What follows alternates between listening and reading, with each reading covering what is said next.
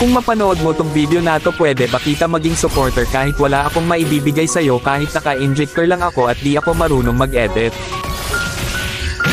Gusto ko lang maranasan ang pakiramdam ng may humahanga sa bawat video na ina-upload.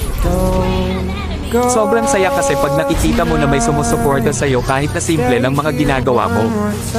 Nakakasipag gumawa ng video at hindi nakakasawang mag-upload. Sa panahon kasi ngayon, pag wala kang maibibigay ay malabo kapansinin ng iba, at sa halip puro masasakit na salita pa ang mababasa mo at nakakalungkot man isipin, pero yon ang totoo. Di ko naman nilalahat pero karamihan ganon. Ang hirap kasi pag walang talent, pag di ka gwapo, maganda o sikat na kilalang tao. Ang hirap pag di ka mayaman.